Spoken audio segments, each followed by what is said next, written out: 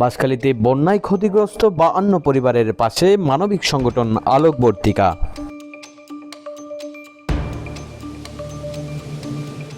দক্ষিণ ইলশার সামাজিক ও মানবিক সংগঠন আলোকবর্তিকা বন্যার শুরু থেকেই ক্ষতিগ্রস্ত মানুষের পাশে দাঁড়িয়েছে।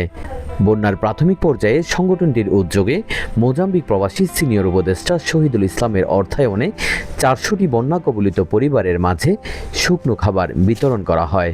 সে ধারাবাহিকতায় বন্যা পরবর্তী পুনর্বাসনের অংশ হিসেবে ক্ষতিগ্রস্ত 52টি হতদরিদ্র পরিবারের মাঝে নগদ অর্থ সহায়তা প্রদান করা হয়েছে, যার অর্থায়নে ছিলেন সিনিয়র উপদেষ্টা sub inspector M A Motaleb, Japan প্রবাসী ইঞ্জিনিয়ার সরোয়ার আলম, চরণদ্বীপ ইউনিয়নের প্রশাসনিক কর্মকর্তা কামরুল হাসান তালুকদার এবং সংগঠনের সহসভাপতি শাহাদাত হোসেন।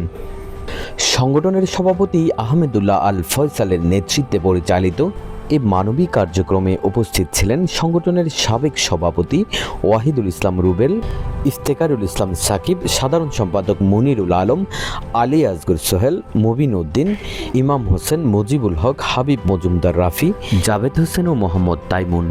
সংগঠনের সভাপতি আহমেদুল্লাহ আল ফয়সাল বলেন, দুর্যোগের সময়ে অসহায় মানুষের পাশে দাঁড়ানো আমাদের সামাজিক ও মানবিক দায়িত্ব। বন্যার শুরু থেকেই আমরা ক্ষতিগ্রস্ত মানুষের পাশে থাকার চেষ্টা করেছি।